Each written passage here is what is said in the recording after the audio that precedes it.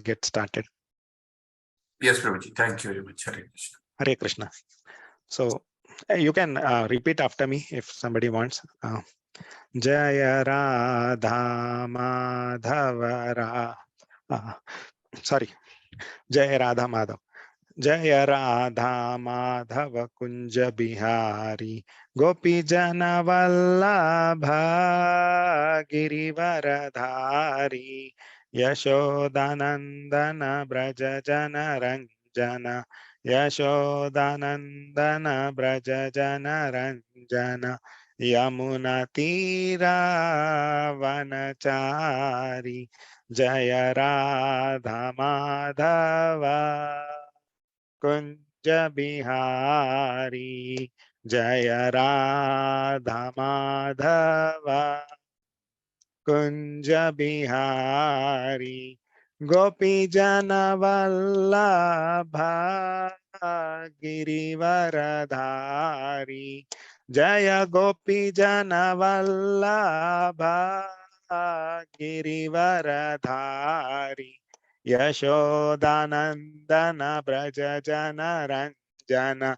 Yashodanandana Braja Jana Ranjana Yamuna Tira Vanachari Yamuna Tira Vanachari Jaya Radha Madhava Jaya Kunja Bihari Jaya Radha Madhava Jaya Kunja Bihari Jaya Gopi Jana Vallabha Jaya Girivaradhari Jaya Gopi Jana Vallabha Jaya Girivaradhari Jaya Jashodanandana Jaya Brajaranjana Jaya Yashodanandana Jaya Brajaranjana Yamuna Tira Vanachari Yamuna Tira Vanachari Jaya Radha Madhava Kunja Bihari Jaya Radha Madhava Jaya Kunja Bihari Jaya Radha Madhava Jaya Kunja Bihari Hare Krishna Krishna Krishna Hare Hare Hare Rama Rama Rama Hare Hare Hare Krishna Krishna Krishna Hare Hare Hare Rama Rama Rama Hare Hare Hare Krishna Krishna Krishna Hare Hare Hare Rama Rama Rama Hare Hare. So good morning, Hare Krishna, everyone. So thank you, Praveen Prabhu, for giving this opportunity. It's a great blessing to be able to speak on Srimad Bhagavatam. I am not at all qualified, but as a service, I will do it. If I make mistakes, please forgive me. Today we are going to talk about. So let me first go to. So I'll do the prayers and then we'll start. Om Agyantimirandasya Gyananjana Chakshurum Ilmitam Yena Tasmai Shri Gurave Nama Shri Chaitanya Manobhishtam Stapitam Yena Bhutale Swayam Rupa Kadamayam Dadati Swapadantikam Vandeham Shri Guru Shri Yutapadakamalam Shri Gurum Vaishnavamscha Shri Rupam Sagrajatam Sagana Raghunatam vitam tam sajivam sadvaitam savadhutam parijana sahitam Krishna Chaitanya Devam Shri Radha Krishna Padan Sahagana Lalita Shri Vishakam Vitamscha He Krishna Karuna Sindhu Dinabandho Jagatpate Gopesha Gopika Kanta Radha Kanta Namostute Tapta Kanchana Gaurangi Radhe Vrindavaneshwari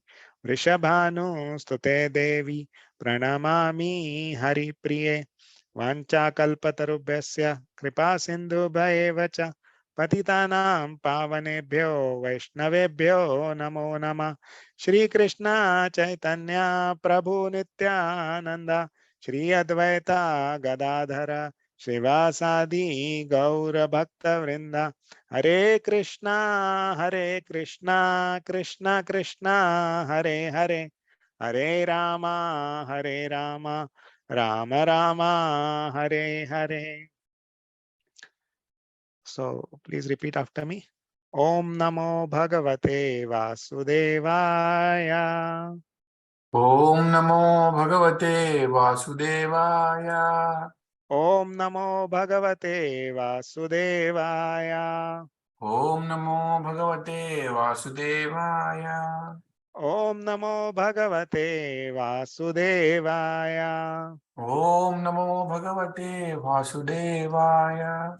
Narayanam Namaskrityam Naram Chaiva Narottamam Devim Saraswatim Vyasam Tato Jayam Udirayet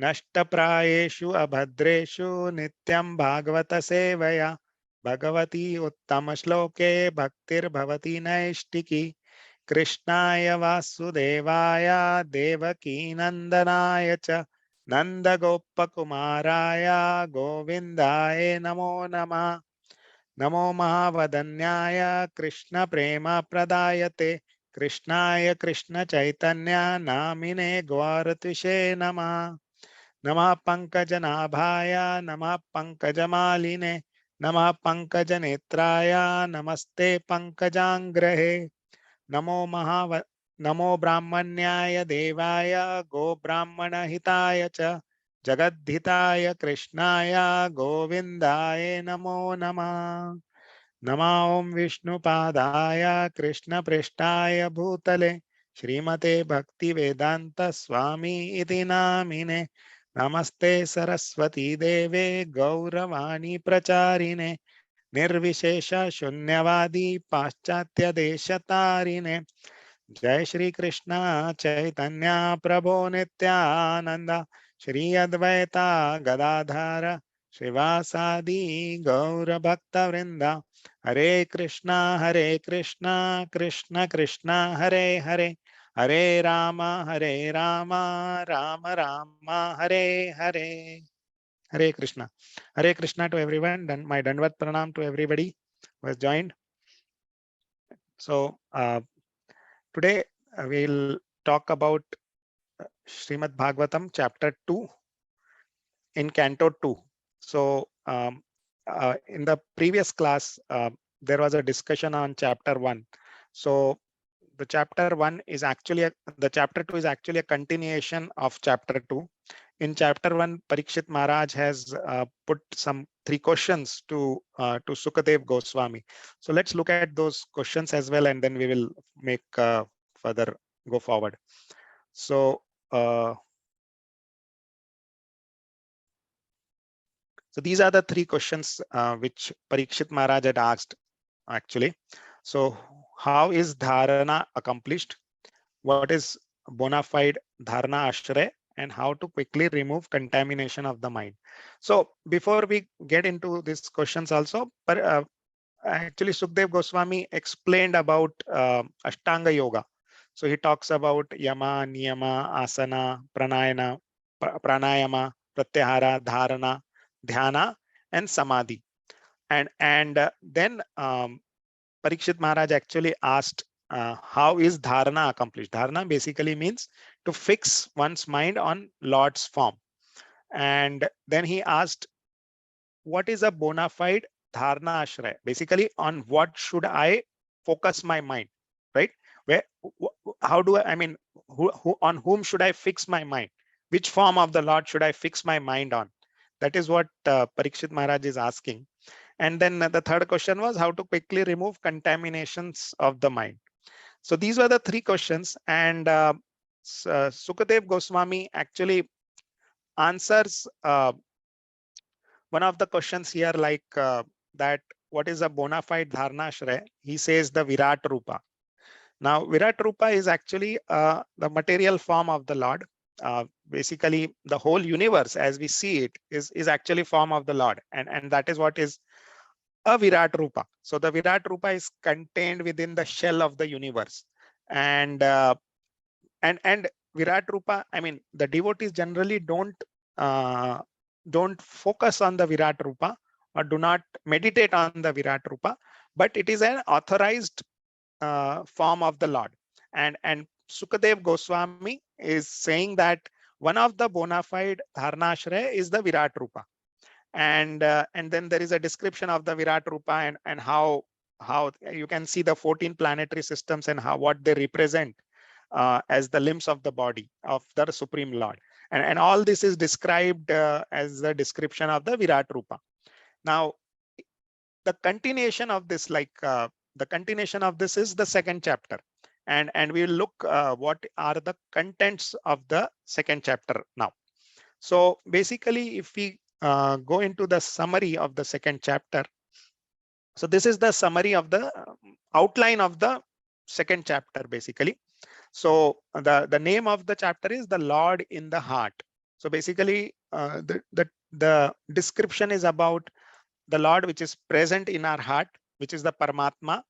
And then there is a description of how the Paramatma looks, what is his wearing, what is his size, all those things are also given. So first thing is there is a rejection of the Karma Kanda, that intelligent persons should not waste time to increase their material comforts. So this is discussed in verses 3 to 6. Then there is a description only the materialist will choose Karma Kanda, right? So that comes in the 7th verse. Then verses 8 to 11 gives the description of the super soul, and that is what is the Lord in the heart, the Paramatma feature, his size, name, ornaments, paraphernalia, everything is given. Then there is a discussion about two kinds of yogis. And that's where this chapter actually becomes little more technical. It's a very technical chapter where the questions asked by Parikshit Maharaj, those three questions which we just talked about, are further answered here. So there is a discussion about unattached yogis who do Paramatma meditation. And then there is another kind of yogis called attached yogis who do Virat Rupa meditation. These are actually different, and we'll see what is the difference to it, and what does an attached yogi mean? How do they attain liberation? How does unattached yogi attain liberation? So all that is described in this chapter, basically. So verses 15 to 21 actually talks about practice and process of living. It talks about the unattached yogi. How do they attain liberation? So these verses 15 to 21 will discuss about all of this. It starts from Yama to Pratyahara, then they reach the Labho Pashanti stage. What is this? We'll also talk about it. Then Sukadev Goswami also talks about Sat Chakra meditation or yoga, the 7 chakras which we have, and meditation on that, and how this unattached yogi actually goes and attains liberation.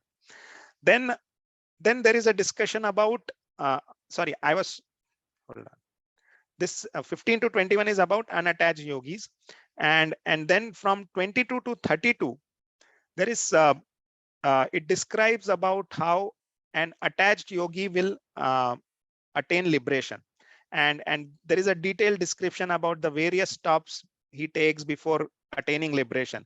So it basically, this chapter will compare the various forms of liberation using different paths, and then finally it concludes with saying that doing bhakti is the most easiest process to attain liberation and also to go back home, back to Godhead.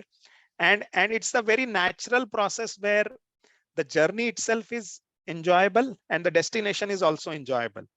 And the reason why all of this is described is to make the readers understand right in the beginning. Right at the beginning, Shukdev Goswami is trying to uh, make sure that we get the point that bhakti yoga is the highest process, the best process, and the results of bhakti yoga are much better, and the process is also easy and enjoyable. So and that's what Shukdev Goswami describes in verses 33 to 37. Even in the last chapter, chapter 1, Shukdev Goswami had spoken about Bhakti Yoga. He had spoken about doing Harinam Sankirtan. In verse 11, he explicitly tells Parikshit Maharaj that doing Harinam Sankirtan is one of the best processes, right? So, and that's what he actually confirms here further, that it is the most auspicious and beneficial, and that is not just Shukdev Goswami's verdict, but it is also Lord Brahma's verdict. And Brahma being the first person, the most intelligent one, is confirming to us that Bhakti Yoga or Sadhana Bhakti is the most auspicious and beneficial process. And how to do Bhakti Yoga is basically to hear and glorify the Lord. So the focus is on hearing about the Lord and glorifying Him, and that is what is will lead to the purification, and we will be easily able to attain Lord's feet and the prema of the Lord. So this is the basic outline of this chapter, and we'll go verse by verse, but I will not get into too much details because as I said, this chapter is little technical, but we should understand this, right? The important point here is the contrast is made between unattached yogi, attached yogi, and a bhakta. And what Shukdev Goswami want to convey to us is, do not get into this process of becoming a yogi or trying to attain liberation through this process of Ashtanga yoga or through this process of Krama Mukti, because it's a convoluted process, difficult process, and at the end of the day you will just attain what is called as, you'll go into Brahma Jyoti. You'll not even reach Vaikuntha planets. And that's what Shukdev Goswami wants to convey to us through this chapter. So that is the main crux, or the main I would say message from Shukdev Goswami through this chapter to us. It's like, to give you a simple example, right? We eat food, right? We eat, the natural process is to pick and eat, right? Now, if somebody wants to eat like this, right? I mean, the same thing, the result is same, that I want to eat food, but I'm picking up and then I'm trying to eat it like this, right? By turning my hand and trying to do all kinds of gimmicks. It is difficult, right? So now you compare this to the yoga process. The yoga process is an indirect process. Similarly, like what we are trying to do, if you eat directly, you will enjoy the food, you will get the satisfaction. The result is also the same. And it is an easy process. But if you try to do this gimmicks and try to eat like this just to impress people, the results are also, I mean, the food might go into your ears, it might go into your eyes, and that's what, like, the yogis might reach to, they may not attain their liberation, right? They may go somewhere, they may fall down. So that is what you can compare these two things. Very, I mean, this is a very crude example, but just trying to put that point across, that that bhakti yoga is a straightforward process, simple process, a natural process, where you don't have to tax yourself to do it. It's an enjoyable process, and doing it is very natural for a living being. So that's what Shukdev Goswami brings out from this chapter. Okay, so let's move ahead. So what I'm going to do is, I'm just going to read translations for a few of these, and then we'll discuss some of the important points in the purport. Okay, any questions till now?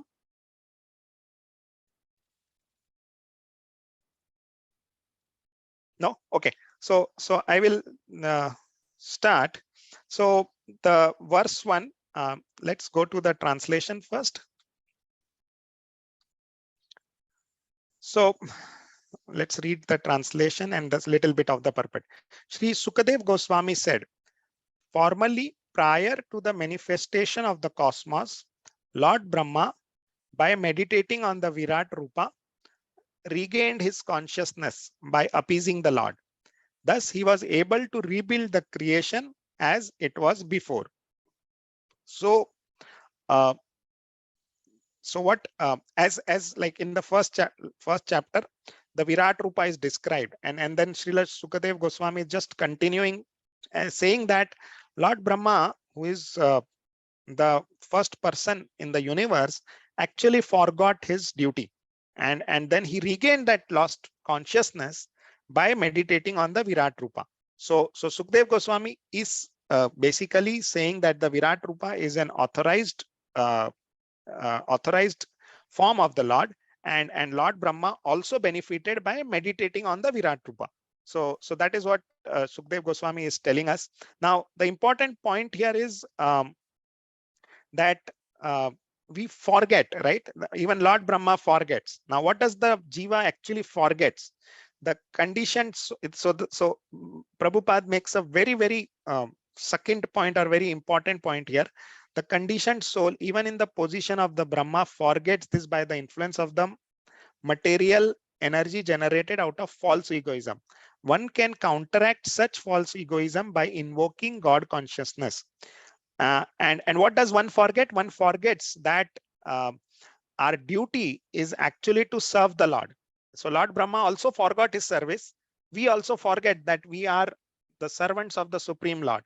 And that forgetfulness can be removed by meditating on the form of the Lord. So that is what we are also trying to do by doing chanting and by glorifying the Lord. We are also trying to remove that forgetfulness and get back to our real position, which is to serve the Lord. So this is what the point here. The service of Brahma is the sample of service in liberation, distinguished from the so-called altruistic services full of mistake and forgetfulness. Liberation is never in action, but service without human mistakes. So this is very important, that liberation doesn't mean inaction. I mean, it doesn't mean that when we are liberated, we have no action, but it means service without human mistakes. That is what is liberation. So Prabhupada gives a definition of liberation here. Okay, and again, the another point is liberation means getting out of slumber of forgetfulness and becoming situated in the real service of the Lord, right? As exemplified in the case of Brahma. So let's move ahead. Now, in verse 2 and 3, what is we will discuss about that, like Shukdev Goswami is saying, don't follow the karma kanda path. Material life is actually a losing game, and that's what he says in verse 2 and 3. Because see, Parikshit Maharaj is about to die, and what Shukdev Goswami is trying to convey to him is, please don't have material goals. They are of no use, even though they are backed by shastras. The Vedas might talk about them, of reaching the heavenly planets and all, but they are of no use. And so please do not have material goals, because Shukdev Goswami is about to die, and sorry, Parikshit Maharaj is about to die, and Shukdev Goswami wants to convey this point to him very clearly. So that's why telling Parikshit Maharaj not to follow the karma kanda path, and through him he's telling us also that we should not follow the karma kanda path. So let's look at these verses 2 and 3. The way of presentation of the Vedic sounds is so bewildering that it directs the intelligence of the people to meaningless things like heavenly kingdoms. The conditioned souls hover in the dreams of such heavenly illusory pleasures, but actually they do not relish any tangible happiness in such places. So Shukdev Goswami is telling this to Parikshit Maharaj, and he's because Shukdev Goswami is a liberated person, he knows everything, and he's telling us from his own experience that there is no pleasure in heavenly kingdoms. Okay, and we can see this very clearly in this world, that we are trying to exploit the resources of the world, trying to make our life more comfortable. We are not satisfied by by exploiting the resources here, so we want to go to the moon, we want to go to the Mars, we want to exploit the resources there also. But this is I mean, it's very futile, because no matter where we go in all this planetary system, the problems of birth, death, old age, and disease is always there, and even on Brahmaloka and Satyaloka. So that's why we should not try to work hard. Basically, just, I mean, if you look at it, we get everything from nature, right? Everything is made available to us, and it is relatively very easily available. It's just that we have made it difficult for ourselves uh, to get the things from nature. We want to exploit it, and due to exploitation, everything has become scarce, and now it's becoming difficult. Otherwise, the way the things are arranged, everything was pretty easily available. Even like, I mean, we don't know the time 200 years back, but if you look at it, like, we are around, I mean, I am at least 40 years old. So if I go back to my childhood, like in 1990s, things were relatively simpler than what it is today. And in this short span of 20 to 30 years, the things have become really complicated, and getting simple things done also is very difficult. So we can see all this happening as Kali Yuga is progressing, and that's what uh, Parikshit Maharaj is telling, Sukadev Goswami is telling Parikshit Maharaj, right? That don't try to think of going to heavenly kingdoms and trying to enjoy. So let's move ahead.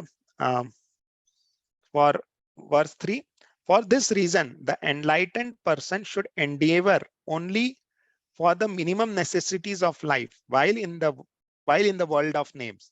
He should be intelligently fixed and never endeavor for unwanted things, being competent to perceive practically that all such endeavors are merely hard labor for nothing.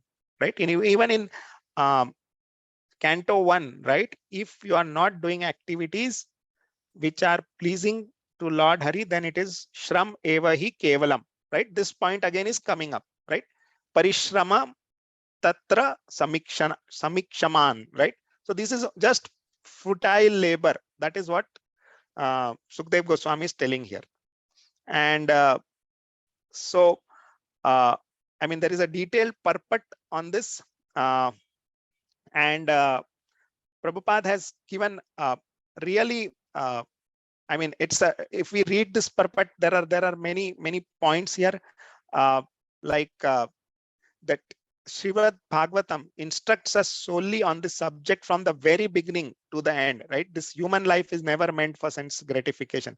And this is what is said across throughout the Srimad Bhagavatam, right from the beginning till the end, that human life should not be wasted for sense gratification, but for self-realization. And in fact, like if the purpose of Prabhupada here, like Prabhupada wanted to convey all the philosophy in the first two cantos, right? First three cantos actually. And he said that, right? I have explained everything what I want to convey in the first three cantos. And so that's what he's Prabhupada will bring that point again and again, that human life is never meant for sense gratification, but for self-realization. And Sukdev Goswami is also saying the same thing, right? This is what is coming out from here. Shram eva hi kevalam. If you don't do activities which are pleasing to the Lord, you are merely, it's just shram, nothing else. Let's move ahead. So this 2 and 3 spoke about not spending human life or not doing karma kanda, right? Okay. Now let's move ahead. So in verses 4 and 5, Sukdev Goswami will bring out the point that we need very little things to maintain. So most of the time, so please save your time and do not waste your time in sense gratification or trying to improve your material situation. Use what is available in nature and focus your energies for self-realization. And in points 4th and verses 4 and 5, actually we get many examples of this, right? Even Prabhupada's own example, right? He spent his whole life, I mean, at the age of 70, he went to America and preached there, uh, founded ISKCON. So that we are having this discussion because of Prabhupada, right? His own example, right? He did not waste his energy. I mean, he could have very easily, I mean, Prabhupada had a very flourishing business, and he could have very easily become a very, very successful businessman and a very rich businessman in India. And mind you, that time, if he would have been successful that time, that success would have continued till date. I mean, in terms of material, like if you would have had a company, that company would have been very, very big. A multi-billion company would have been there, right? But if you look at it, the ISKCON is a much, much bigger substitution for that company, right? So Prabhupada, because he founded ISKCON, he was, and because he did not spend his time for sense gratification, but self-realization, we have this platform available to us where we can discuss all this. Otherwise, we would have been doing the same thing. And so the verses 4 and 5 will talk about this. And it also gives the next steps to God realization and meditation on the Paramatma. So let's look at this verses 4 and 5. Okay, now when there are ample earthly flats to lie on, what is the necessity of cots and beds? When one can use his own arms, what is the necessity of a pillow? When one can use the palms of his hand, what is the necessity of various utensils? When there is ample covering or the skins of trees, what is the necessity of clothing? So now this is Shukdev Goswami is saying all this. Now the question might come is, should we then go back to animal living? Because you see, animals live like this, right? They lie on the ground, and they don't wear anything, and they basically just roam around and so on and so forth. No, that is not the point here. The point here is that it doesn't mean that, see, that we should become attached. The point here is we should not become attached to those material things which are available to us, the facilities which are available to us. And Prabhupada also makes a point here. He makes a point here. An intelligent human cannot live the life of an animal. Rather, man should try to use his intelligence in arts and science, right? Prabhupada is not saying that we should completely give up all of that. Poetry and philosophy. See, he's even talking about poetry and philosophy.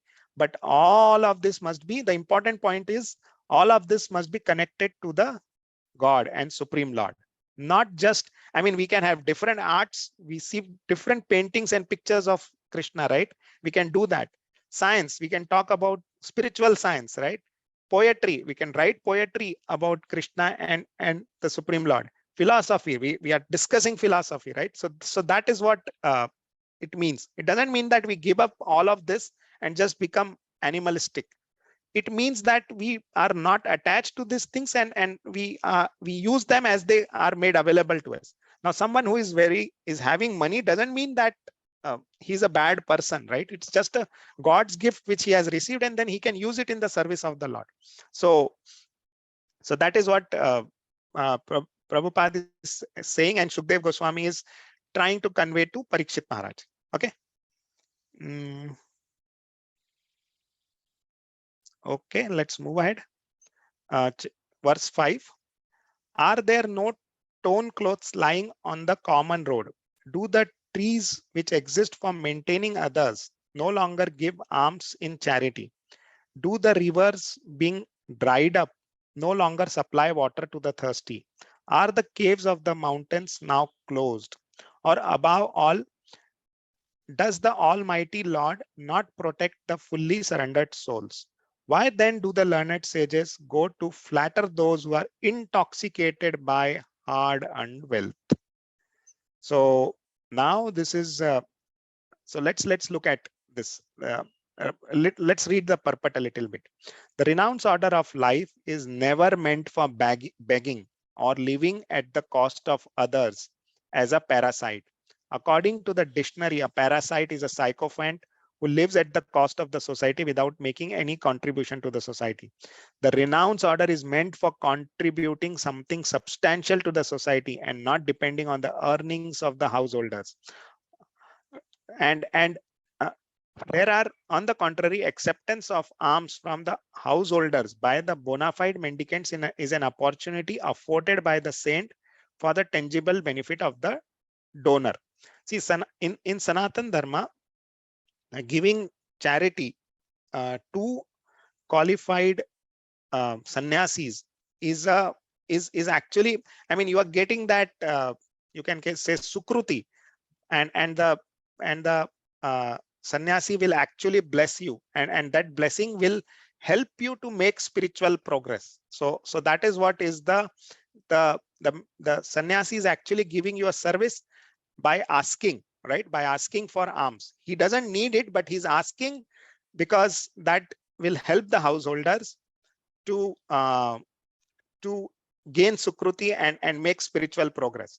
So that is what and another thing here, another important point which Prabhupada brings out here is that the sannyasis are, or the mendicants are, not parasites. They contribute to the society by literary work, right? They give us high quality literary work.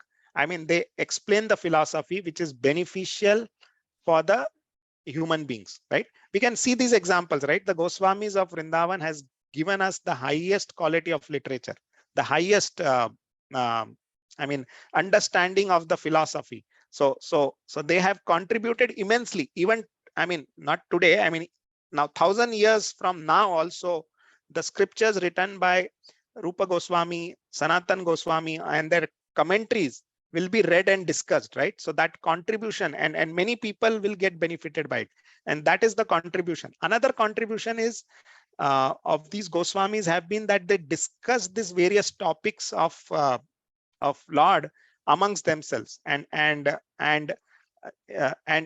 they wrote them down, and those commentaries are available to us to understand the very intricate matters which basically is beyond us otherwise. So that is the contribution of the sannyasis towards the human society, and that is the highest contribution. No matter what you do, the contribution by the sannyasis is the topmost. Now you can say people build hospitals, people build, I mean, they provide jobs and all, that is all good, but that is all on the bodily platform. What the sannyasis provide, this literature, is actually discussing about the soul and the relationship of the soul with the God, and hence that contribution made by the sannyasis is considered the highest, right? Let's another thing which is given here is that if you become, I mean, you should focus your energy on collecting Daivi Sampat. Daivi Sampat is spiritual credits, rather than Asuri Sampat, which is material assets. And these material assets basically go away when you leave the body, but this spiritual credits will always stay with you, no matter where you go. These credits cannot be stolen, and these credits will always remain with you.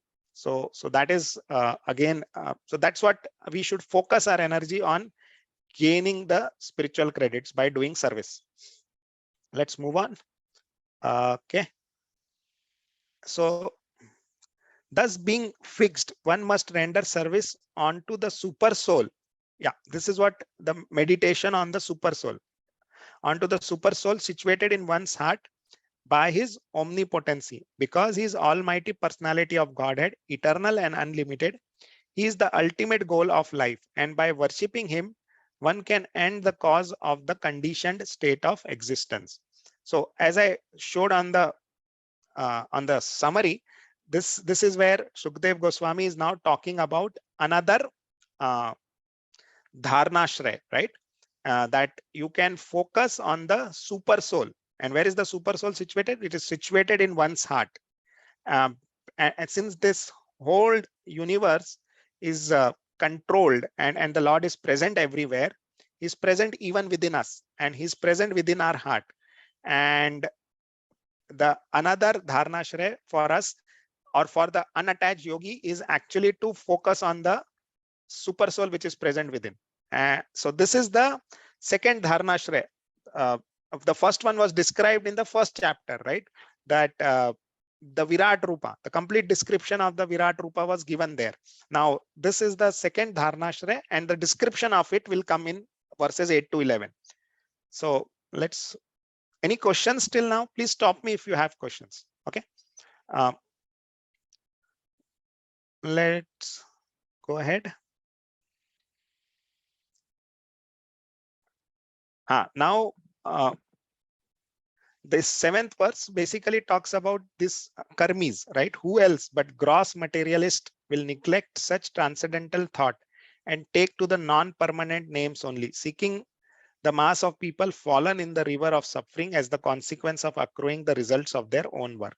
So Shukdev Goswami is saying that either become an attached yogi or unattached yogi, but people who are gross materialist will ignore both these paths also, and they will continue to suffer their consequences. I mean, the results of their own work. See, the karmis, by, I mean, one point we should understand is, like, we say that even if you do good karma, we can get liberated. No, that is not correct. See, you have to do bhakti, or you have to follow some process. By your good karma, all you can do is you can reach only till the heavenly planets. See, there are 14 planetary systems, right?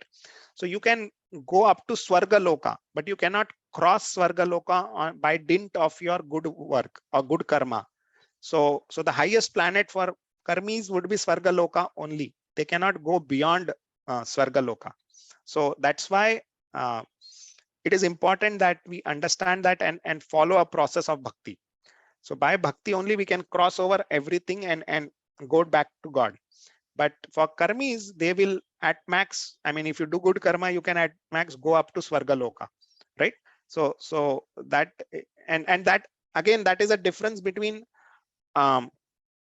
attached yogis actually can cross over and reach the Brahman Jyoti, which we'll discuss in verses 22 to 32.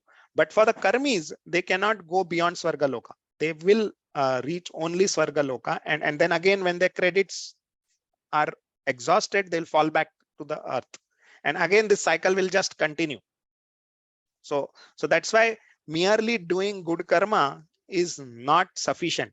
People say that, oh, I am doing good work, why do we need God? No, this philosophy is absolutely rubbish, and we cannot end the cycle of birth and death by just doing good work or good karma. Okay, so and that's what Sukadev Goswami is also telling, though not directly, but that is what indirectly is telling Parikshit Maharaj. Okay, let's move ahead. Now from 8 to 11, as we see, we'll see the beauty of Paramatma. Like, it gives a good description of how the Paramatma looks, what is his features and all that. So let's start reading those translations also. Others conceive of the personality of Godhead residing within the body in the region of the heart and measuring, see, exact measuring only 8 inches with 4 hands. And what is he carrying? Carrying a lotus, a wheel of a chariot, a conch shell, and club respectively. Okay, so this is the first description of Paramatma within our heart. It gives the measurement 8 inches, very precise, 8 inches with 4 hands, carrying a lotus, a wheel of a chariot, a conch shell, and club respectively. Now Prabhupada gives different names of the Lord here. Like, there are 24 names which are mentioned, and there are 24 planets of the Supreme Lord, and they are called as Paravyoma, right? These are all Vaikuntha planets, and the Supreme Lord actually resides there. So Narsimdev Bhagavan has his own planet, a Vaikuntha planet, and he is residing there. Similarly, there are different names, and the deity is there. There are many other hundreds and scores of different forms of the Lord, and each and every one of them has a particular planet in the spiritual sky, of which material sky is only a fragmental offshoot. The Lord exists as a Purusha or the male enjoyer, although there is no comparing him to any male form in the material world. Okay. Okay, let's move ahead. Again, further description. His mouth expresses his happiness. His eyes spread like the petals of a lotus, and his garments yellowish like the saffron of a kadamba flower, are bedecked with valuable jewels. His ornaments are all made of gold, set with jewels, and he wears a glowing headdress and earrings. Now, why is why is Sukdev Goswami giving such a detailed and vivid description? Because he wants to convey that the Lord is a person. He is not just some formless thing. He is not just like a Brahma Jyoti. He is not formless. He has a form. He is a person, and you can have relationship with that person. So that's why he is giving such vivid, clear descriptions of how he looks. I mean, you can see the details, right? His eyes spread like petals. The color of the garments are mentioned. What he's wearing, what he's carrying, what are the jewels, everything is mentioned, right? So this is mentioned because Sukdev Goswami tells Parikshit Maharaj that the Lord is a person, and we have to establish that a relationship with the person, and he's not a formless. Okay. 210. His lotus feet are placed over the walls of the lotus-like hearts of great mystics. On his chest is the Kaustuba jewel, engraved with a beautiful calf, and there are other jewels on his shoulder. His complete torso is garlanded with fresh flowers. Now, there is a mention of this Kaustuba jewel, right? This is a special jewel which Lord Krishna wears. It's actually very deep red in color, and it's like, it is said that I mean, when this pralay happens, the Kaustuba jewel is the place where jivas take shelter. So that is and actually there are many stories about Kaustuba jewel. There is one story where actually Radharani wins this Kaustuba jewel from Lord Krishna by winning it through a game of dice, and then she sees the pastimes of Chaitanya Mahaprabhu in that Kaustuba jewel, and she gets little bewildered and infatuated. Who is this person? Then then Radharani tells Lord Krishna that since I am getting infatuated, it must be you only. I cannot be infatuated by anybody else. So this golden form, I mean this the golden person whom I am seeing in this jewel is you only. And Lord Krishna smiles and tells Radharani, yes, it is me only who will come in this avatar. So Lord Chaitanya Mahaprabhu's pastimes were seen by Radharani in this Kaustuba jewel. So there are many stories about this Kaustuba jewel, and Bhagavatam also describes it, which will come in the later cantos. But this is a very special jewel which the Lord wears, and it's very dear to the Lord also. So please understand, the point here is it's not a material thing. The Kaustuba jewel is not material. So everything related to the Lord, his paraphernalia, everything is spiritual. And that's why Parikshit Maharaj is describing about all of this, right? Otherwise, why would he talk about a jewel, right? Just if it's something material, okay, why should he talk about it in Bhagavatam? Because it's not material, but it's a very special thing, and it's spiritual. Okay.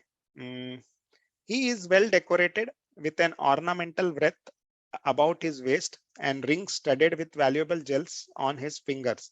His leglets, his bangles, his oiled hair curling with bluish tint, and his beautiful smiling face are all very pleasing. Now again further description of how the Lord looks.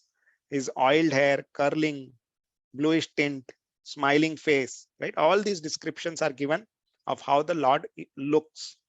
So let's move ahead. Now let's come back to understanding where we are. So in this summary, so we have looked at these two things, right? Description of the super soul. Now from verses 12 to 14, we'll talk about these two kinds of yogis, unattached yogi and the attached yogi, right? So verses 12 to 14 will basically describe these two things. Now we have covered these two sections. We have discussed about rejection, and we have also looked at the description of the super soul. Very clear.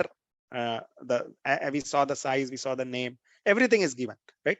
Now let's go to verses 12 to 14. Okay, sorry.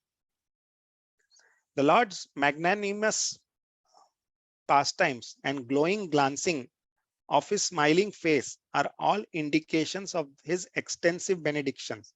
One must therefore concentrate on his transcendental form of the Lord the mind as long as the mind can be fixed on him by meditation, right?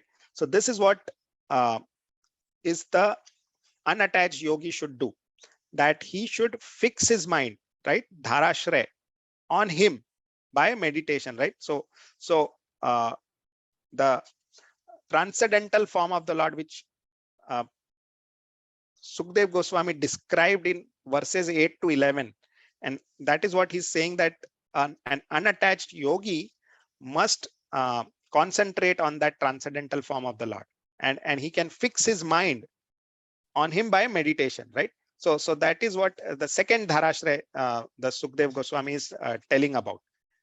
Okay, the first one was the Virat Rupa, and this is the second one, right? uh, okay, let's look at the purport. Now Prabhupada makes it very clear, right? This meditation is bhakti yoga. The process of meditation recommended herein is bhakti yoga, or the process of devotional service after one is liberated from the material conditions. Gyan yoga is the process of liberation from the material conditions after one is liberated from the conditions of material existence. That is when one is nivritta, as previously stated herein, or one is freed from all material necessities, one becomes qualified to discharge the process of bhakti yoga.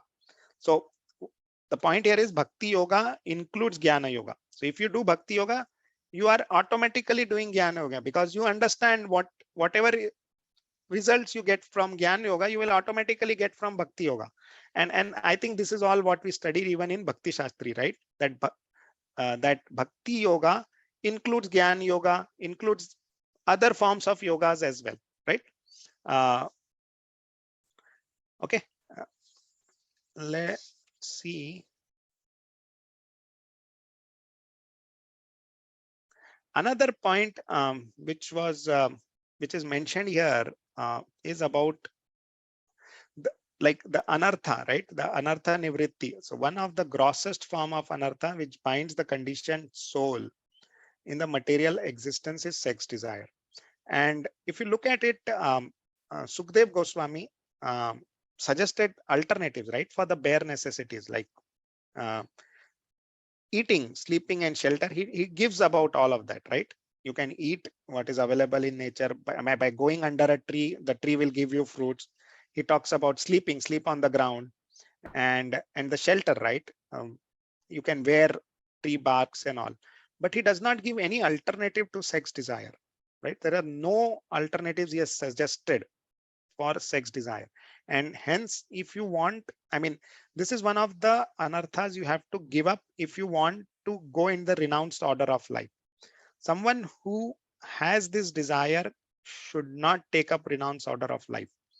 That is what Prabhupada actually describes here, in very detail, that somebody who has this sex desire he cannot be in renounced order of life. And this also can be destroyed by the process of bhakti yoga. And the three kinds of sex desires, or three headings he gives, is namely profit, adoration, and distinction. So the desire for profit, adoration, I mean self-praise, and distinction, that is also one kind of sex desire. That is what Prabhupada is mentioning here. It's not just that physical thing, but the subtle things also are included, and this can be destroyed by the process of bhakti yoga. This purports are very heavy, and um, it actually I mean, as I said, right, Prabhupada wanted to communicate all his whatever he wanted to communicate, he has put in this Canto 1 and 2. So the purports, especially in Canto 2, are very heavy, and it's difficult for I mean conditioned souls like me to actually, I mean, it's difficult to apply them, and to it will crush your ego, and it's a very direct message which is given. Okay. So the verse here talks about unattached yogi, and he should focus on the super soul which is present within him, right? This is what we had already discussed. Let's move ahead. 13. The process of meditation. Now again, yeah, so two kinds of yogis is we are continuing. The process of meditation should begin from the lotus feet of the Lord and progress to his smiling face. The meditation should be concentrated upon the lotus feet, and then the calves, then thighs, and this way higher and higher. The more the mind becomes fixed upon the different parts of the limbs, one after another, the more intelligence becomes purified. So the process of meditation is given now. That's to start from the lotus feet of the Lord, and then slowly reach higher up. As like the previous verse talks about the sex desire, right? And this verse, that's why uh, the Sukdev Goswami is saying start from the lotus feet of the Lord, and as you become purified, you can go higher up and higher up and higher up, right? It is said that, right, the 10th canto is the smiling face of the Lord, right? And once you become purified, then only you should read the 10th canto. And what Prabhupada is explicitly saying that uh, uh, the smiling face of the Lord, or hear the rasa dance pastime, then we can relish his activities. So once we become purified, then we will enjoy all of this. But directly going to the face of the Lord is not recommended. One must get purified slowly, and then go to the face of the Lord, right? I think that does. Another point is, those who are too engrossed in sense gratification cannot be allowed to participate in archana or to touch the transcendental form of the Radha or Krishna, Vishnu or Vishnu deities. Again, that's why the pujaris in the temple are supposed to be very purified, and in ISKCON we see the standard is there that unless you are Brahman initiated, you cannot do puja directly of the Supreme Lord in the temples. Now, you might say that we do puja at our home. How is that allowed? That's allowed in order to purify ourselves, right?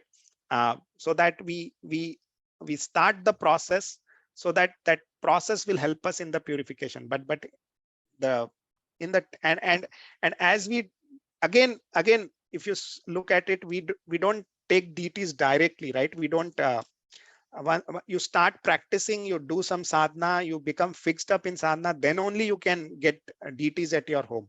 So that's the process which is followed, and that's what Prabhupada is mentioning here. Okay, moving ahead. So 14th, unless the gross materialist develops a sense of loving service onto the Supreme Lord, the seer of both the transcendental and material worlds, transcendental and material worlds, he should remember or meditate upon the universal form of the Lord at the end of the prescribed duties. See, this is where for the attached yogi, Sukdev Goswami is saying meditate upon the universal form of the Lord. Okay. Right. Let's go ahead. I mean, there is the purports again are very, very good. Please read them in detail. But just to give an overview of the chapter, I'll move a little fast. O king, whenever the yogi desires to leave this planet of human beings, he should not be perplexed about the proper time or place, but should comfortably sit without being disturbed, and regulating the life air should control the senses of the mind. Now we are talking about the practice and process of living for an advanced yogi, right? And the process is yama. Yama is the yama to pratyahara, right? Yama is the, you start the process and then you reach the where you can control your senses, right? So yama means discipline, and then pratyahara is basically you have controlled your senses.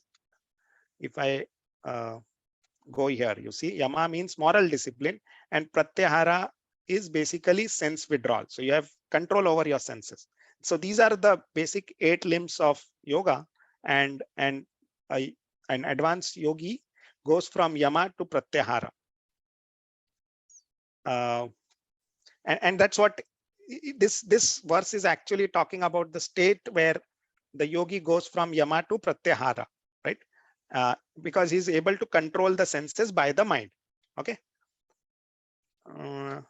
Let's move ahead. 16th. Thereafter, the yogi should merge his mind by his unalloyed intelligence into the living entity, and then merge the living entity into the super self. And by doing this, the fully satisfied living entity becomes situated in the supreme stage of satisfaction, so that he ceases from all other activities. So now he's going to the samadhi state slowly, right? And this is what is the, this talks about the state of labdho pashyanti, right? That's what I was saying here. It is mentioned, right? Labdho pashyantir. And what does this mean? Let's read this purport. When the living entity, hold on. So therefore, the unalloyed intelligence and the mind are merged into the Lord, and thus the living entity does not remain a seer himself, but becomes seen by the Lord transcendently. So the Lord is now seeing the devotee. When the living entity is directly seen by the Lord, and the Lord dictates to him to act according to his desire, and when the living entity follows him perfectly, the living entity ceases to discharge any other duty of his illusory satisfaction. In this pure unalloyed state, the living being attains the stage of full bliss, labdho pashyanti, and ceases all material hankerings, right? So he goes basically into a state of, if we look here, right, samadhi, right? He's enjoying an enlightened or blissful state, right? He goes into the state of samadhi. In this right, let's go ahead. 17th. In the transcendental state of labdho pashyanti, there is no supremacy of devastating time which controls even the celestial demigods, who are empowered to rule over mundane creatures. And what to speak of the demigods themselves? Nor is there the mode of material goodness, nor passion, nor ignorance, nor even the false ego, nor the material causal ocean, nor the material nature. So there is, in this state, it's kind of a liberated state, right? There is no supremacy of devastating time, right? And all this is a little technical.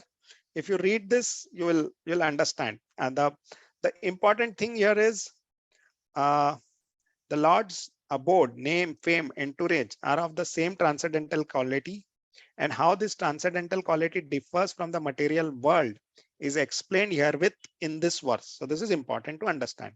In Bhagavad Gita, 3 principal subjects have been explained by Lord Shri Krishna, namely Karma Yoga, Jnana Yoga, and Bhakti Yoga.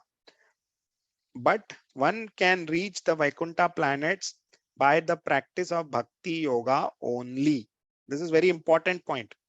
The other two are incompetent in helping one reach the Vaikuntha lokas. Although they can, however, conveniently take one to the effulgent Brahma Jyoti as described above. So you can only go up to the state of Brahma Jyoti. You cannot go beyond that. Again, we are talking about Karma Yoga. Please understand, we are not talking about doing Karma Yoga is not about just doing good activities or good karma. Karma Yoga is way beyond that.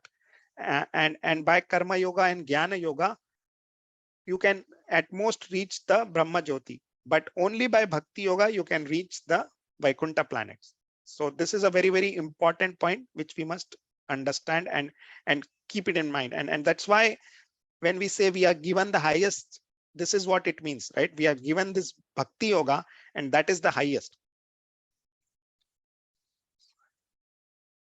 The transcendentalist desire to avoid everything godless, for they know that supreme situation in which everything is related with the Supreme Lord Vishnu. Therefore, a pure devotee who is in absolute harmony with the Lord does not create perplexities, but worships the lotus feet of the Lord at every moment, taking them into his heart. So again, as this is continuously being described, right? And Labo Pashyanti stage, we are just describing that. The 18th verse is the last one on that. And what is the state of Labo Pashyanti is further elaborated in this 18th verse, right? Okay.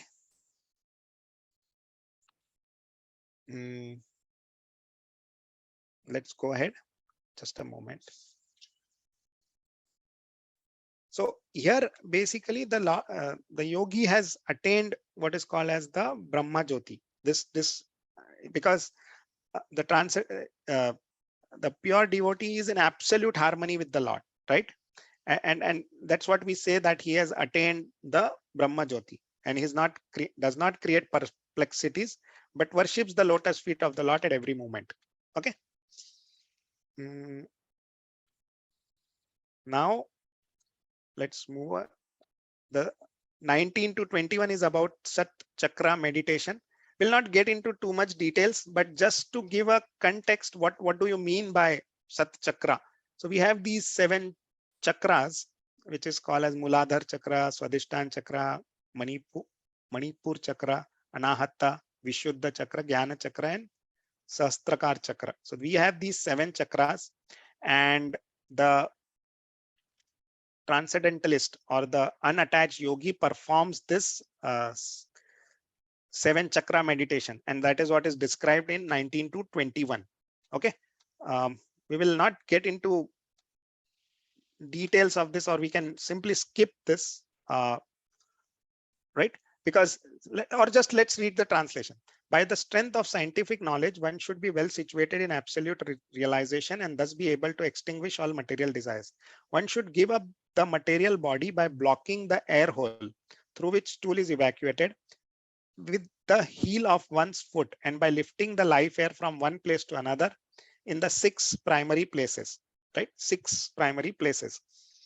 The meditative devotee should slowly push up the life air from the navel to the heart, from there to the chest, and from there to the root of the palate.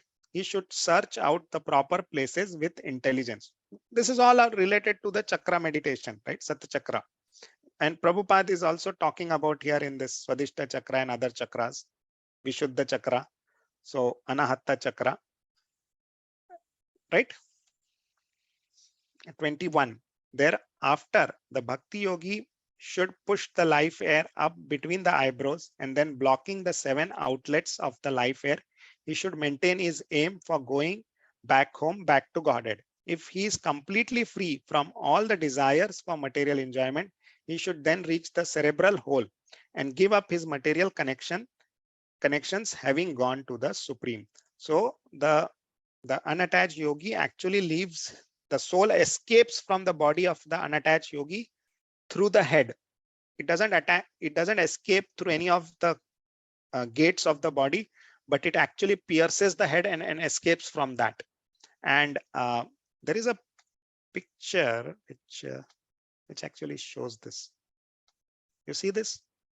The yogi's head actually, I mean, from the head, the soul escapes. Okay, and goes back to God. Right. This is the process for unattached yogi. Okay. Now we'll go back to our next section, which is now from 22 to 32. Sorry, Prabhu, Hare Krishna. Yeah, You Hare shared your Krishna. screen, Prabhu, just a while ago. Like we did not see, Prabhu. Sorry. Uh, Sorry, Prabhu. I'm just making sure. Is it just myself or here? so I showed this picture, right? So I was saying that you're able to. I'm sharing my screen or not? No, Prabhu. We are not seeing your screen. Oh God, what am I doing?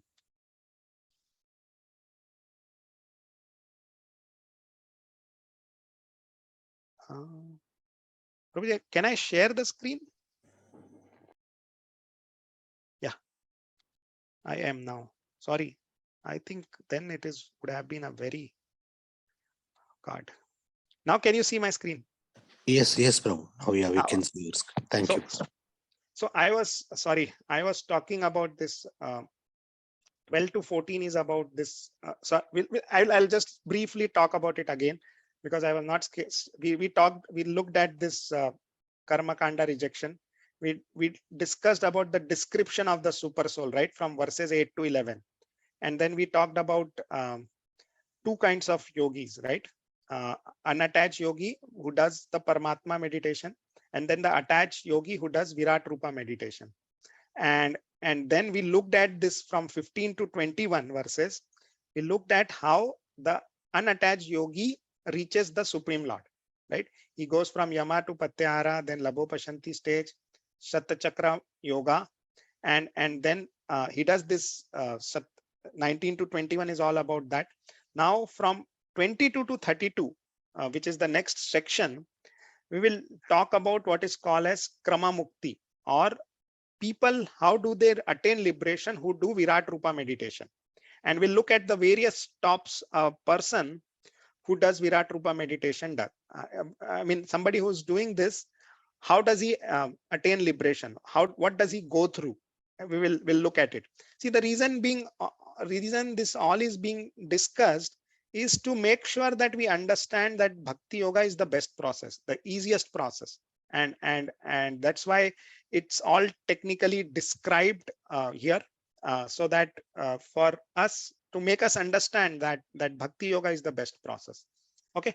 Now, before we get into this 22 to 32, let me show you quickly the picture of the universe, right? You can see this picture. So these are the 14 planetary system, right? We are currently on the Bhuloka, and then these are the upper planetary systems. And then apart from this planetary system, the universe has, the universe has coverings. The universe has coverings of these different things, which is called as, these are like 8 coverings. False ego is the last one. So earth, water, fire, air, ether, mind, intelligence, and false ego. And the reason I'm showing this picture is it the verses 22 to 32 actually talk about how the attached yogi goes through each of this. So that's why, to have that understanding, this picture is important. So the 14 planetary systems, and then this covering of the universe, this is where the causal ocean is, and Garbhodakshai Vishnu is lying on this causal ocean. And once beyond all of this is actually Vaikuntha planets. So one has to actually cross over all these 14 planetary systems, these coverings, in order to reach the Vaikuntha planet. And as we saw, the person, the unattached yogi, attains liberation. He does not go to different lokas, but since he's focusing on the Paramatma feature, he can at once actually get out of the world through his yogic power, because he has focused on the Supreme Lord. But this attached yogi, he focuses on the material form of the Lord, and like just like a tourist, he actually visits all of these 14 planetary systems and then slowly elevates himself to escape from each one of these coverings. So the process of creation actually is also described, that first false ego is created, then intelligence is created, so and then mind, ether, all of this is then created, and the attached yogi actually is undoing the process of creation by escaping from each of these layers to get out of this creation, right? So I mean, it's very fascinating to understand that the process of creation starts from this false ego and intelligence and this, and when you want to escape from it, you have to escape one by one from it, and the yogi, the attached yogi actually escapes from each one of this. So let's look at those shlokas, and this picture will help you to visualize that, the thing which will be discussed. Okay. Okay. So we are in 21. We just discussed 21, right? And let's go to 22. And as I said, 22 to 32, we'll talk about this Krama Mukti or Virat Rupa meditation, various stops. Okay, so let's start. However, O king, if a yogi maintains a desire for improved material enjoyments like transference to the topmost planet Brahmaloka, or the achievement of the eightfold perfections, travel in outer space with the Vaihasas, or a situation in one of the millions of planets, then he has to take away with him materially molded mind and senses. Okay. I will just quickly move on. 23. The transcendentalists are concerned with the spiritual body. As such, by the strength of the devotional service, austerities, mystic power, and transcendental knowledge, their movements are unrestricted within and beyond the material worlds. The fruitive workers or gross materialists can never move in such unrestricted manner. Now, this is the difference which is given between a materialist and somebody who is a yogi. And even if he is an attached yogi, because he is meditating on the Virat Rupa of the Lord, because he has done some austerities, he has some mystic power, he has some knowledge, they can have this unrestricted movement. For us materialists who are gross materialists, we cannot make this journey from one planet to another planet. Okay, and this is one of the differences which is there between gross materialist and the yogi. O king, when such mystic passes over, now again this is getting all technical, right?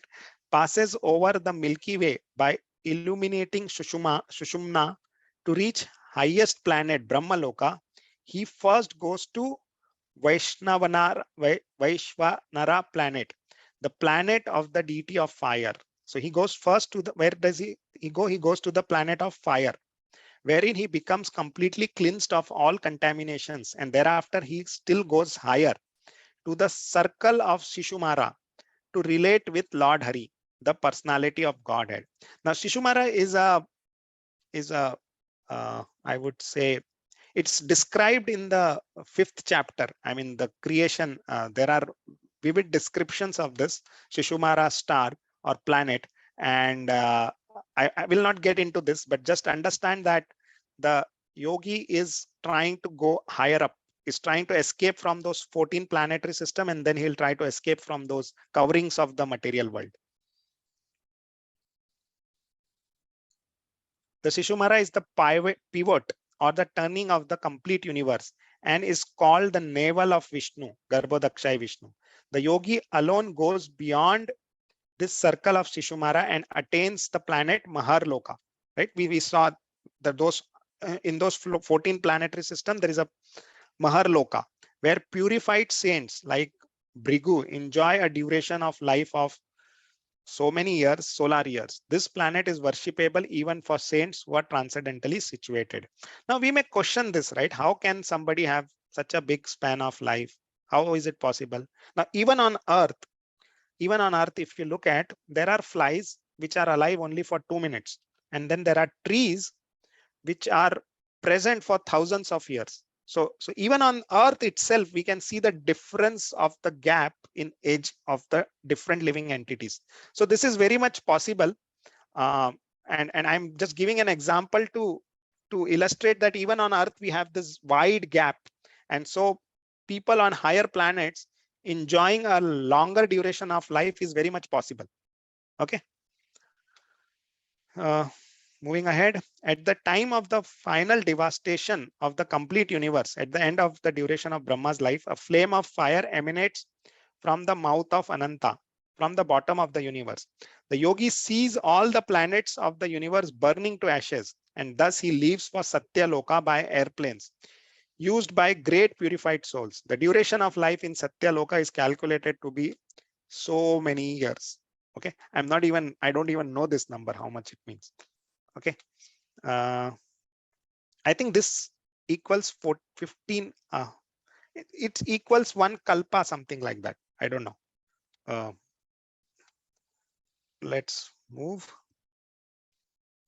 In that planet of Satya Loka, there is neither bereavement nor old age nor death. There is no pain of any kind, and therefore there are no anxieties, save that sometimes due to consciousness there is a feeling of compassion for those unaware of the process of devotional service, who are subjected to unsurpassable miseries in the material world.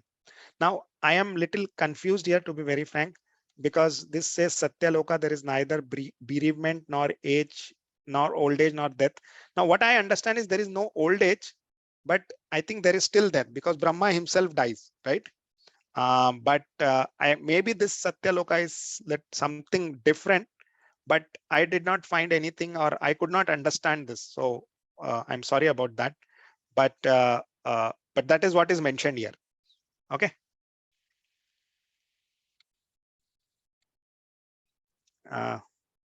28. After reaching Satyaloka, the devotee is specifically able to be incorporated fearlessly by the subtle body in an identity similar to that of the gross body, and one after another he gradually attains stages of existence from, here it starts, right? What earthly, we saw that earth is the first covering, to watery, to fiery, glowing and airy, until he reaches the ethereal stage. So he's escaping these coverings of the universe one by one, right?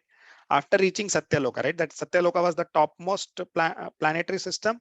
And then basically the gross body is completely gone now. And from the subtle, through the subtle body, he's trying to, he gradually attains stages of existence from earthly to watery to fiery, glowing and airy. So this is what is telling us about escaping these one layer of the material universe, right? You see this earthly, watery, fire, air, and then finally reaches ether, right? This is what has been described till now.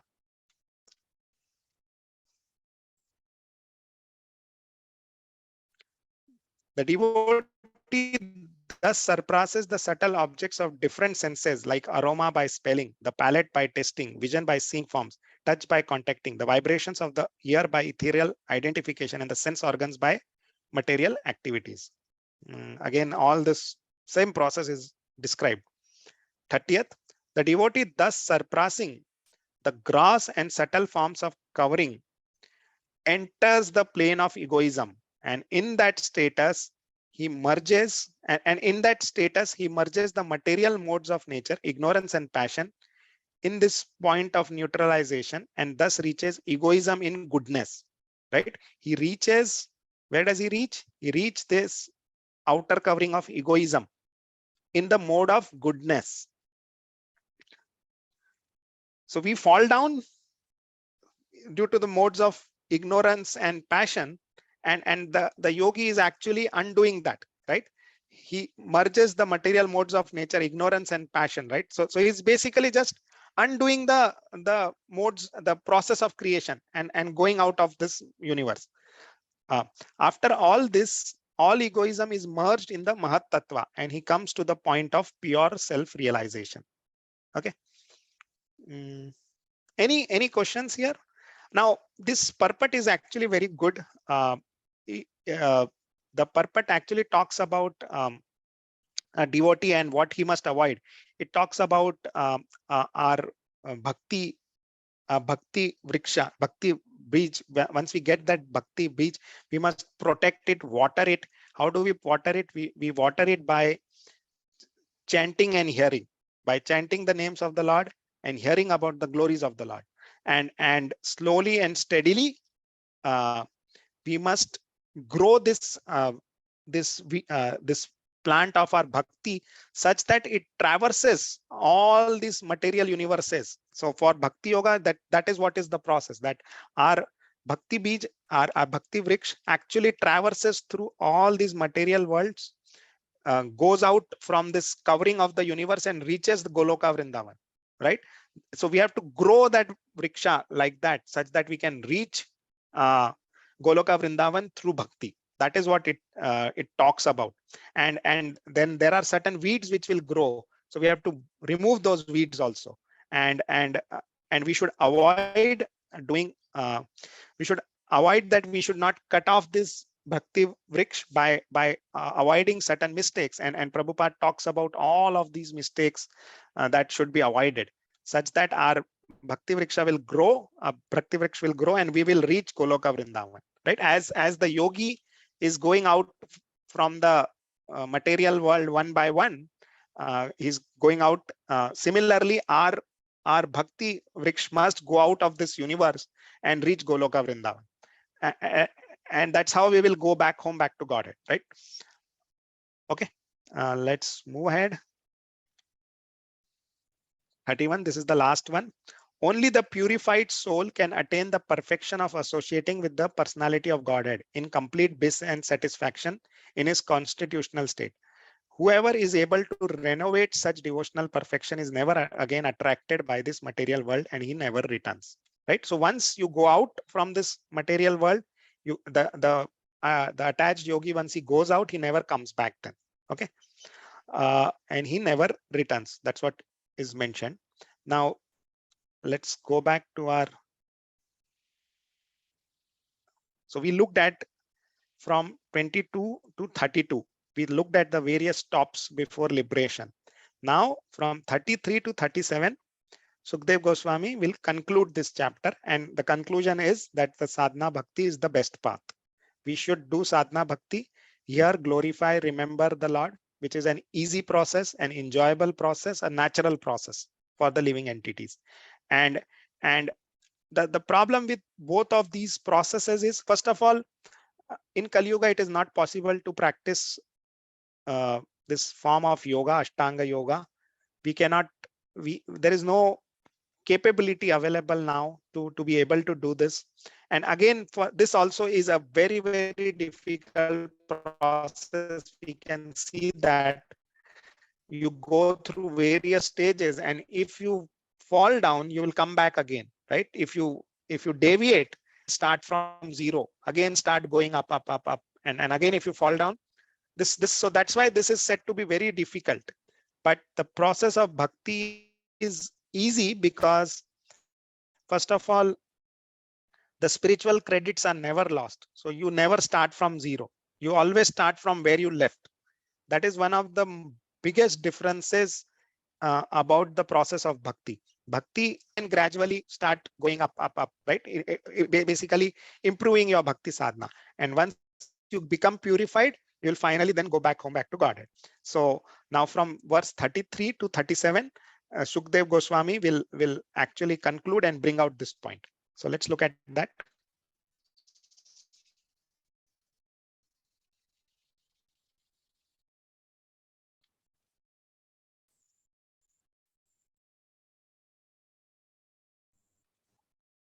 Okay.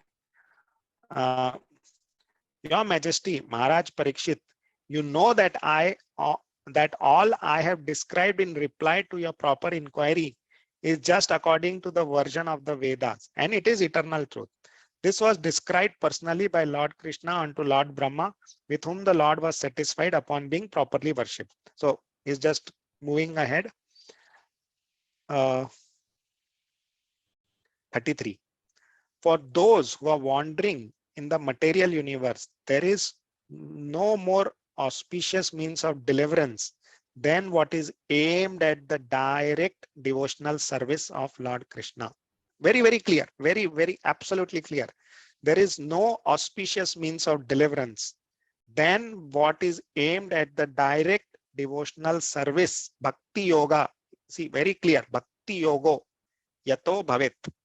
So in the direct devotional service of Lord Krishna, Vasudeva Bhagavati Bhakti Yogo Yato Bhavet. So this is Sukadev Goswami concluding that for us, for those who are wandering in the material universe, a direct process or the direct process is please serve the Supreme Lord, direct devotional service of the Lord Krishna. Right? And as I said, right, Bhakti Yoga is not only easy, simple, natural, and free from trouble, but is the only source of happiness for the human being, right? The process is also enjoyable and the result is definitely enjoyable. Both the things.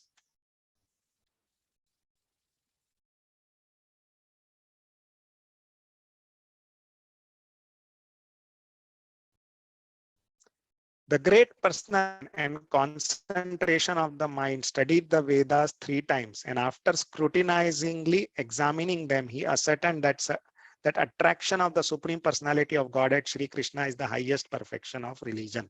So again, Lord Brahma is confirming this, that attraction for the Supreme Personality of Godhead, Shri Krishna, is the highest perfection of religion. There is no other thing apart from this. And it is not, but Brahma is not an ordinary person, right? He is the most intelligent person in the entire universe, and he's telling us that this is the aim of life, or this is what is the perfection of religion. Very, very clear, right at the beginning. If you can see, this is in the beginning of Srimad Bhagavatam confirmed. The personality of Godhead, Lord Shri Krishna, is in every living being along with individual soul. And this fact is perceived and hypothesized in our acts of seeing and taking help from the intelligence. Okay, this purport of Prabhupada is actually very, very technical, and it explains how,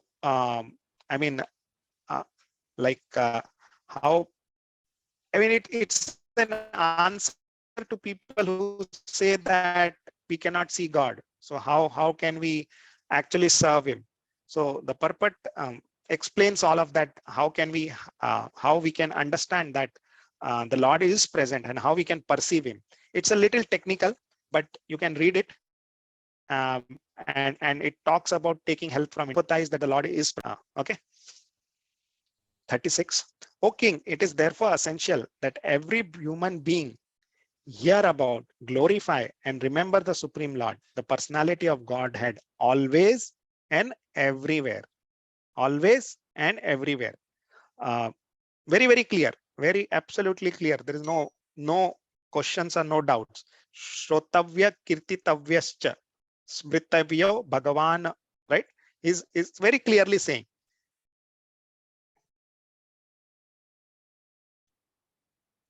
And those who drink through oral reception fully fill the nectarian message of Lord Krishna, the beloved of the devotees, purify the polluted aim of life known as material enjoyment, and thus go back to Godhead, to the lotus feet of him, the personality of Godhead, right? And this actually ends the chapter, and this is what is the conclusion of the chapter, right? Those who drink through oral reception, fully filled with the nectarian message of the beloved of the devotees, purify the polluted aim of life, right? They can be liberated by this very simple process of hearing about Lord Krishna, hearing and chanting and speaking about him. So if you do that, you can, doing this process, using this process, you can go back to Godhead. And this is what is confirmed by Sukadev Goswami. And I think this what ends the second chapter. So just to summarize, we saw the topic was like the Lord in the heart, right? So the description of the Lord is given. Then various processes for liberation is given for attached yogi, unattached yogi. And then finally, the conclusion is that the bhakti yoga is the best process. And by doing bhakti yoga, you can easily get out from the material world. Okay. So with this, I will stop here. Questions, comments are all welcome. And if I made mistakes, I know I'm sorry I did not share my screen. But and I repeat the same thing again and again, but please forgive me for that. Hare Krishna, Shreegopal Prabhuji, Dandavat Pranam. Thank you very much Prabhuji. for you for the wonderful class, Prabhuji. And the thing I like about you is whatever you are telling is very clear message from all our acharyas and Prabhupada. And you're quoting nicely the slokas and the purport. And as you said, Prabhuji, Canto 1 and Canto 2 and Canto 3 are the best cantos where the philosophy is completely, kept for all of us. And very fortunate to have you tell us, and we listen to you. Thank you very much, Prabhuji. Wonderful lecture. Thank you, Prabhuji.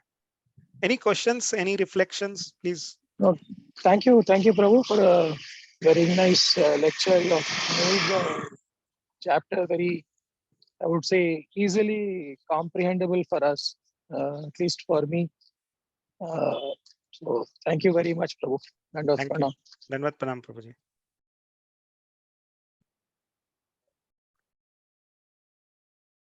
Okay, then Prabhuji will close the class. Thank you, Prabhu. Dandavat Pranam. Dandavat Pranam, Prabhuji. Thank you.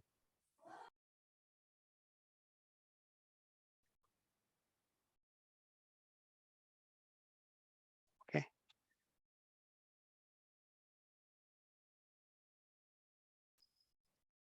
Thank you, Prabhuji. Hare Krishna. Hare Krishna, Mataji. Thank you. Pancha kalpatarubhyasya kripa sindhu vacha patitanam pavanebhyo